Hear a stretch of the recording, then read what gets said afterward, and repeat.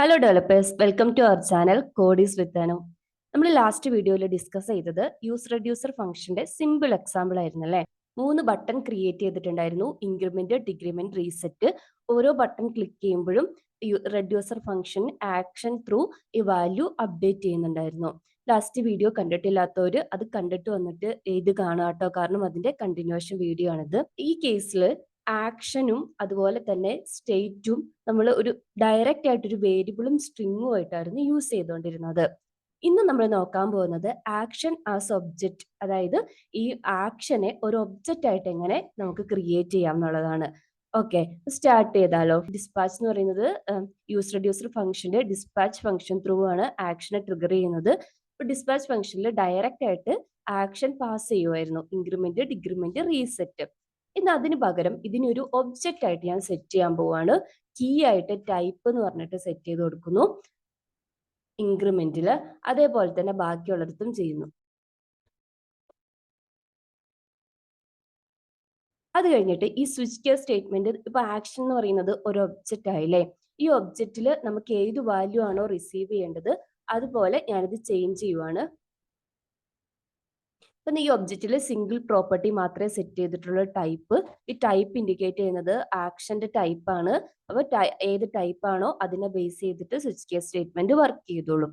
ഇനി ഇതിന്റെ ബെനിഫിറ്റ് എന്താന്ന് ചോദിച്ചിട്ടുണ്ടെങ്കിൽ, നമ്മളിവിടെ മാനുവൽ ആയിട്ട് ഡയറക്റ്റ് ആയിട്ട് ടൈപ്പ് ചെയ്ത് കൊടുത്തിരിക്കുവാണ് ഇൻക്രിമെന്റ് 1 അതുപോലെ ഡിക്രിമെന്റ് -1 എന്ന്. അതിന് പകരം ഡൈനാമിക് ആയിട്ട് നമുക്ക് ഈ ആക്ഷൻ ത്രൂ എങ്ങനെയാണ് ഈ വാല്യൂ സ്പെസിഫൈ ചെയ്ത് കൊടുക്കുന്നതെന്ന് നോക്കാം.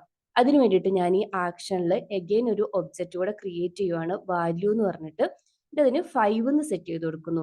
അതേപോലെ ഇൻക്രിമെന്റ് 5 ആവണം, ഡിക്രിമെന്റും സെയിം 5 തന്നെ ഒരു പ്രോപ്പർട്ടിയും കൂടെ ആഡ് ചെയ്ത് കൊടുക്കുന്നു. റീസെറ്റിൽ ചേഞ്ച് ചെയ്യേണ്ട ആവശ്യമില്ല.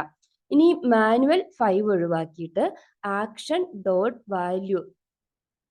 വാല്യൂ ആണ് എനിക്ക് ഇൻക്രിമെന്റ് ചെയ്യേണ്ടതും, ആക്ഷൻ ഡോട്ട് വാല്യൂ ആണ് ഡിക്രിമെന്റ് ചെയ്യേണ്ടത്. അത് നമുക്ക് ജസ്റ്റ് ഒന്ന് ചെക്ക് ചെയ്ത് നോക്കാം.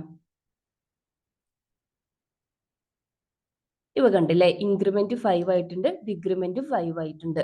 ഇപ്പൊ ഡൈനാമിക് ആയിട്ട് പാസ് ചെയ്ത് കൊടുക്കാം. അപ്പൊ ഒന്നിൽ കൂടുതൽ ആക്ഷൻ പ്രോപ്പർട്ടീസ് നമുക്ക് ഒബ്ജക്റ്റ് യൂസ് ചെയ്ത് സെറ്റ് ചെയ്ത് കൊടുക്കാം.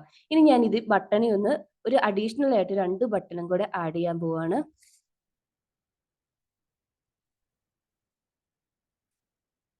സെയിം ഇൻക്രിമെന്റ് ആക്ഷൻ തന്നെ, അതിൽ ഞാൻ വാല്യൂ ഒന്ന് ചേഞ്ച് ചെയ്ത് 2 എന്ന് സെറ്റ് ചെയ്ത് കൊടുക്കുന്നു. ബട്ടന്റെ ക്യാപ്ഷനും 2 എന്ന് സെറ്റ് ചെയ്യുക. അതേപോലെ തന്നെ ഡിക്രിമെന്റും ബൈ 2, ബട്ടന്റെ ആക്ഷനും 2.